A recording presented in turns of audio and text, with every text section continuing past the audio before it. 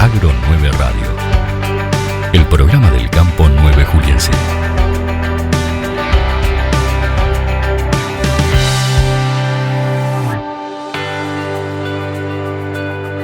Muy bien, hecha la presentación entonces, estamos acá para dialogar con Germán Luberriaga. Germán, gracias por venir. Gracias a vos, Marta, de vuelta, nuevamente por invitarnos y bueno, acá estamos sumando un poquito.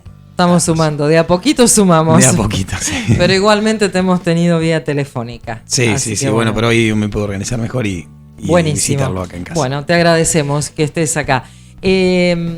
Contanos, bueno, qué novedades en cuanto a sanidad, como siempre hablamos en los bovinos. Sí, bueno, un poco hablamos la última vez de la sanidad preparto de las vacas, que es la etapa que se viene ahora, la más linda. Yo siempre digo que la más linda de la cría cuando empiezan a nacer los terneros. Y bueno, nada, comentarles acá a usted y al equipo y a toda su audiencia de que tenemos disponible y ya le hemos hecho en varias oportunidades en la veterinaria de la ruta una charla de capacitación para personal en atención de partos. Era comentarle un poco en qué consiste esa charla. Bien. Y me va a tener que disculparte de un poco difónico por el partido de ayer. Ahora le vamos a pedir a la producción un poquito de agua, ¿puede ser? Puede ser, dale, estaría bueno. Así que nada, comentarles un poco en qué consiste la charla.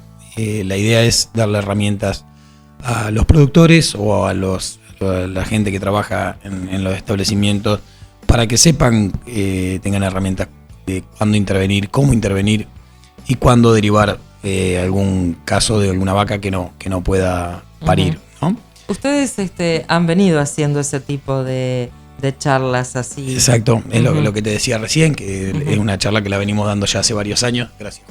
Que la venimos dando hace varios años en la veterinaria o directamente en los establecimientos rurales donde nos llaman. Generalmente se juntan 2 o 3 establecimientos y traen a todo su personal y ahí aprovechamos a dar la charla de capacitación. Bueno, ustedes van a tener esta charla de capacitación entonces. No, la estamos poniendo a disposición, Marta, digamos. Ahora no tenemos nada organizado. No tienen nada Hicimos todavía. una la semana pasada en la veterinaria, donde fueron varios clientes con su personal encargado y personal rural. La semana que viene voy a ir a Las Flores, también a un establecimiento a dar esta charla. Probablemente la otra vaya a Pinto. La dimos en Chacabuco, en una veterinaria de unos amigos. Pero era comentarle un poco en qué consiste. Simplemente son bajo un PowerPoint, una presentación PowerPoint. Nosotros ahí hablamos de las etapas del parto, en qué consisten las etapas del parto, por qué hay que respetar ciertas etapas del parto, cuándo intervenir, cómo intervenir. Eso va con imágenes y explicación, entonces la gente se suelta mucho porque uno habla el mismo idioma. Claro. Se genera un intercambio muy, muy bueno y aparte hacemos mucho hincapié en el cuidado personal, en el cuidado del uso de guantes, del uso de antisépticos, del cuidado de la vista, de cuáles son las enfermedades que se pueden contagiar al humano, cuáles son las zoonosis que se pueden transmitir, cuáles son los cuidados para con sus convivientes, ya sea sus hijos, su familia. Le damos real conciencia a la salud pública, digamos, en ese sentido. Así que es eso, ¿no? Bueno, y siempre, en todos los casos, ustedes han tenido muy buena respuesta por parte de la gente, ¿no?, que está en cada uno de los establecimientos. Si bien hoy tenemos la posibilidad de tener el teléfono, siempre decimos un móvil para poder llamar al veterinario si no está en ese momento, pero a veces el tiempo requiere urgencia. No, es que en eso se basa la charla justamente, digamos. Siempre es mejor tener una vaca bien atendida y a tiempo que por ignorancia, digamos, en el tema o por confiarse, la vaca quede mal atendida, corre riesgo la vida de la cría y también la de la madre en ciertos casos, ¿no? Entonces, básicamente es eso, darle herramientas al personal para que sepa cuándo puede esperar, cuándo no puede esperar y cuándo tiene que intervenir de forma inmediata. Y cuando directamente tiene que llamar porque es algo que no se puede resolver. Por ejemplo, un ternero que viene en presentación posterior, que viene de nalgas, como se dice, pero con una flexión de fémur, con las patas hacia adelante, ternero sentado, Es una vaca que no va a dilatar porque no hay partiduras fetales en el canal de parto. Y es una vaca que si tenés suerte la podés ver rompiendo bolsa, pero no va a dilatar la vulva, no va a tener contracciones en ese momento. La vas a ver probablemente 2-3 días después, con la colita del ternero afuera ya podrida, con olor, y la mayoría de la gente, y ahí es donde empieza a hacer contracciones, pero con un ternero totalmente pasado y ya con un compromiso de salud para la madre. Entonces, la idea es no llegar a eso, es darle herramienta de vuelta a la gente para que pueda entender y pueda saber cuándo intervenir.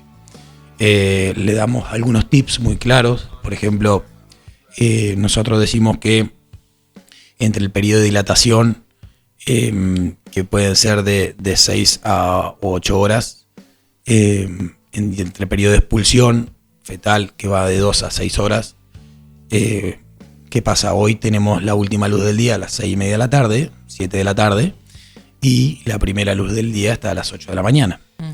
Considerando que la última recorrida se hace con la última luz y la primera recorrida de los potreros de las vacas se hace con la primera luz, tenemos más de 12 horas de ventana donde una vaca tranquilamente empezó a dilatar a las 9 de la noche y a las 7 de la mañana, 7:30, cuando el personal sale a recorrer, si no tiene las herramientas necesarias para saber si no rompió bolsa, qué coloración tiene que tener los líquidos para ver si esa dilatación empezó hace poco o empezó hace 6 horas, cómo reconocer cuáles son la cantidad de contracciones que tiene que tener la vaca para saber en qué periodo de dilatación está, si es realmente lo que se asoma es placenta o es un tapón mucoso y todavía le falta 48 horas para parir, si en el caso de que haya roto bolsa interviene en el parto, reconocer los reflejos del ternero, cuáles son los reflejos que tiene y en qué escala se van perdiendo esos reflejos para decir, vení rápido porque el ternero se me está muriendo, o vení tranquilo porque el ternero ya se murió y no pasa nada si esperamos 2 horas o 4 en ese caso, o por favor alguien que lo solucione porque no estoy pudiendo revertir un miembro en flexión y el ternero todavía tiene reflejos. Entonces son herramientas que cuando le pones nombre y apellido la gente se entusiasma, aprende, claro, y le gusta y se interesa. Y después, con respecto a lo que decías del teléfono y las consultas que tenemos, cambia la intensidad de la consulta, te cambia la profundidad de la consulta. El paisano no te llama porque no sabe qué le está pasando, te llama y te dice, Vasco o Juani o cualquiera del equipo, Pato, Manolo o lo que sea, tengo una vaca que rompió bolsa hace 2 horas, tiene la cabeza en flexión lateral y no llegó a dar la vuelta. Bueno, ese es el conocimiento que se le da. Exactamente. Entonces, de vuelta, me parece que es muchísimo mejor para todos tener a la gente capacitada y preparada para que puedan atender bien y resolver bien un parto, y no lo que pasaba antiguamente cuando yo era chico, que capaz que ataban una camioneta y tiraban y lógicamente rompían la vaca, el ternero o todo lo que se cruzaba, ¿no? Entonces, siempre haciendo hincapié en la capacitación permanente, y en sembrar conocimiento para que después sea mejor para el productor, sea mejor para nosotros y sea mejor para la vida de la vaca y del ternero, ¿no? ¿Qué pasa en las horas de la noche? ¿Se hace algún recorrido si es necesario, según por ahí al atardecer cómo se vio la situación? Mira, depende mucho de la escala, de lo que estás preguntando, depende mucho de la escala de los campos. ¿Por qué? No es lo mismo un productor que él sea dueño y él viva en el campo y tiene 50 vacas, que un productor que tiene 300 vacas y tiene una sola persona, o una estancia que tienen 2.000 vacas y tienen 5 o 6 personal de guardia para la atención de partos. Tampoco es lo mismo en un tambo que en un rodeo de cría. En los tambos, en el preparto suele haber una vivienda o una vivienda móvil donde se atienden los partos y el personal generalmente hace recorridas nocturnas cuando ve una vaca que empezó su trabajo de dilatación en última hora de la tardecita noche. Simplemente se pone el despertador y controla que si esa vaca parió o no parió. En los establecimientos rurales dedicados a la cría, normalmente se hace la última recorrida con la última luz del día. Se decide en ese momento si intervenir o no intervenir una vaca que está pronta a parir. Directamente la encierran y se la hacen revisar para achicar las chances de que ese ternero nazca muerto a las 6 o las 7 de la mañana. ¿Por qué porque también es entendible, muchas veces las viviendas no están cerca de los potreros donde tienen que recorrer, esa gente tiene que ir a descansar también. Generalmente es una sola persona que está en el campo, entonces uno no puede pretender que salga a hacer una guardia a la madrugada con un reflector. Las recorridas son a caballo, digamos, entonces el contexto es muy distinto a lo que sería un preparto de tambo, donde hay gente que se dedica solamente a atender partos. Es totalmente distinto. Y también tenemos casos de productores chicos que tienen 30, 40, 50 vacas y capaz que ellos eligen sí darse una vuelta a la madrugada porque vieron una vaca que estaba inquieta o se a veces levantaba a las 6, 7 de la tarde, ¿no? Entonces también me ha pasado, sí, de gente que me llama a la madrugada que no puede resolver un parto y el ternero está vivo y vamos, nos levantamos y vamos y lo resolvemos de noche. Sí. Sí, esos. Pero bueno, Eso. Gracias a Dios, con un montón de procesos y de cosas que fuimos avanzando a lo largo del tiempo, también los problemas de parto por terneros grandes, como era muy común antes, ya no lo son. Ya no son tan frecuentes, ¿no? Sí, por ahí algún ternero mal posicionado, sí, eso, la consulta ahí es bastante frecuente, o la intervención nuestra es bastante frecuente, pero tendría que medirlo en estadística para tirarte un número certero, pero prácticamente terneros excesivamente grandes no hay. Y eso es porque hay un trabajo que se viene haciendo bien hace mucho tiempo, la selección de las madres, la selección de los toros que dan ternero con bajo peso al nacer, la reposición propia, donde uno deja esas terneras ya hijas con facilidad de parto en sus genes y la absorción de tu rodeo con esa calidad genética. Entonces, en eso ya venimos trabajando y yo creo que está dejando de ser un problema, por lo menos. Sí, porque era un problema bastante importante en una época, me acuerdo. Sí, sobre todo en los 90 cuando ingresó el New Type, que era un Angus americano demasiado grande y se quiso incorporar en la genética argentina. Bueno, eso fue un despelote porque daban terneros muy grandes, o por ahí cuando se hacen cruzas, o bueno, por ahí tenemos algunos de esos líos. Así que bueno, todo esto ustedes por supuesto que lo están llevando, todo este conocimiento a la gente, al trabajador de campo, ¿no? Para que todo sea mucho más más fácil, más productivo también. Sí. Y aparte de eso, en la previa, la charla de parto directamente, donde ya nos abocamos a atender un parto, damos una introducción del manejo del rodeo de cría en esta etapa, donde por ahí hay recomendaciones muy importantes que también se dan ahí: el no llegar con vaquillonas excesivamente gordas al parto,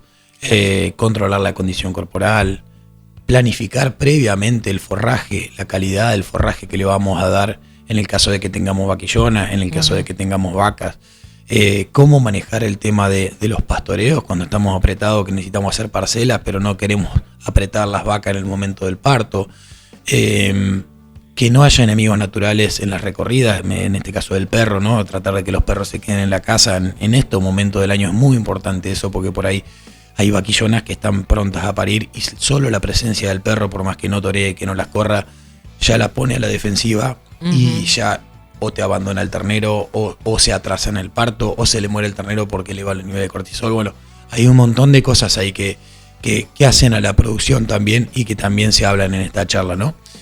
Pero me parece una de las cosas más importantes de que damos es, de vuelta, el cuidado de la salud pública, que tomen real conciencia de que meter la mano en una vaca puede contagiar enfermedades, que pueden contagiar a sus hijos, que pueden contagiar a sus mujeres o a su familia, y que puede ser muy riesgosa para su salud. Entonces, me parece que a destacar la importancia del cuidado de la salud, ¿no? Y a tener todas esas herramientas, ¿no? Totalmente. A mano como para poder usarlas. Totalmente. Así que era un poco eso, comentarles en qué consiste la charla y que si hay algún interesado, si hay algunos interesados, que se junten 2, 3 productores, 5 productores, se arma la charla en un campo o en la veterinaria y quedamos a disposición. Así que era simplemente comentarles eso. Bueno, eso es interesante y es importante, ¿no?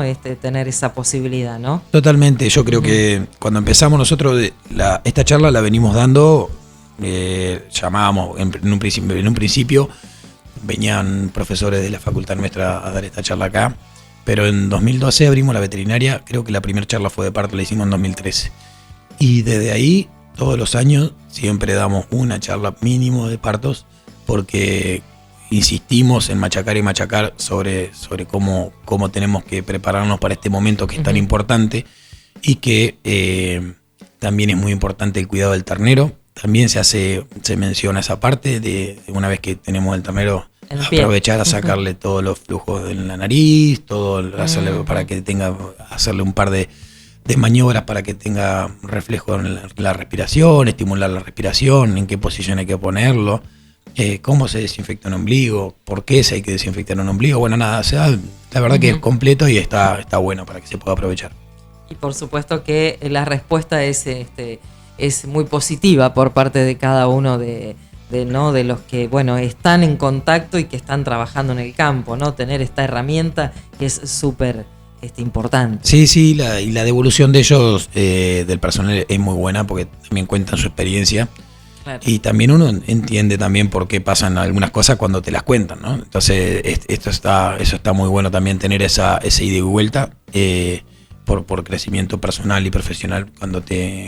Cuando se arma un lindo ida y de vuelta, está bueno que conocer la otra cara de la moneda, ¿no? Que además de por ahí de las charlas de capacitación, ese ida y vuelta se arma con ustedes, ¿no? Claro.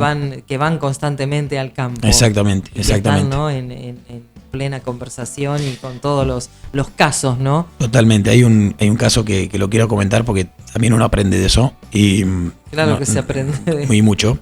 Y una vuelta, un personal de un establecimiento, yo decía que cuando el ternero, cuando la vaca tiende a abandonar el ternero, o cuando queremos agregarle un ternero a una vaca, por ahí con la placenta de ese ternero refregándole en el hocico a la vaca y después al ternero, hacemos que el ternero se puede ir con esa vaca.